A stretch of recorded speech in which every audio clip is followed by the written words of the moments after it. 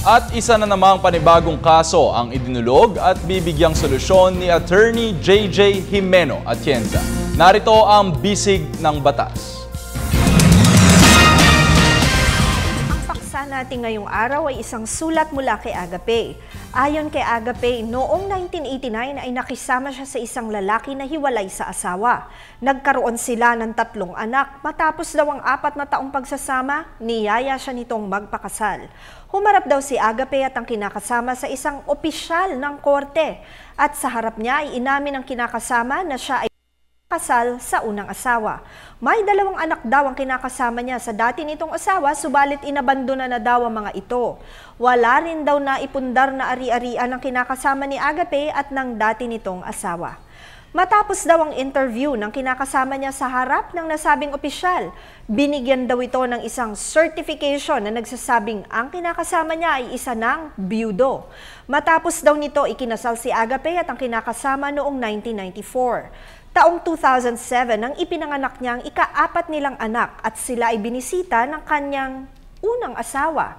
Wala naman daw silang pinag-usapan tungkol sa dati nilang kasal at wala din daw hinihiling ang unang asawa ng kanyang kinakasama dahil may sarili na raw itong pamilya.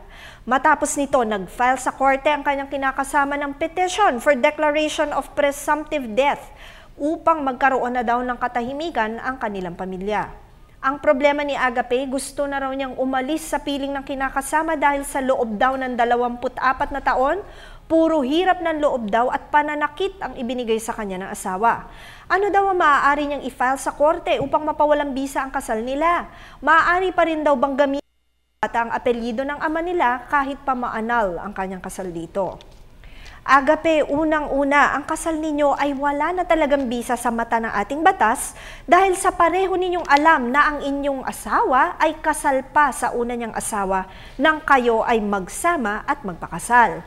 Questionable pa rin ang sinasabi mong opisyal ng korte na inyong nakausap na nagbigay kamo sa inyo ng certification na ang asawa mo ay biyudo. Gayong alam naman ninyo na buhay pa ang kanyang asawa. Besides Agape, walang ganyang opisyal na nag-e-exist sa kahit saang korte sa Pilipinas. Nang mag-file ng declaration of presumptive death ang asawa mo sa korte, ito ay hindi rin tama sa mata ng batas. Ito ay dahil sa alam naman ninyo na buhay pa ang kanyang unang asawa, subalit ipinadeklara lamang niyang patay na ito. May makakakondisyon kasi sa batas na dapat ay makomply bago mag-declare ng presumptive death ang korte. Kahit pa wala talagang bisa ang inyong kasal, kinakailangan na mag-file kayo ng petition for declaration of nullity of marriage sa korte. Finally, tungkol sa inyong mga anak, kung recognize naman at pirmado ng iyong asawa ang birth certificate ng iyong mga anak, rin nilang gamitin ng apelyido ng kanilang ama kahit na idineklara na ng korte ang nullity ng inyong kasal. Salamat sa pagtitiwala ninyo sa Telebisyon ng Bayan. Tandaan lamang ang aming opinyon ay base sa mga impormasyong inyong ibinigay sa amin at maaari kayong lumapit sa inyong abogado tungkol dito.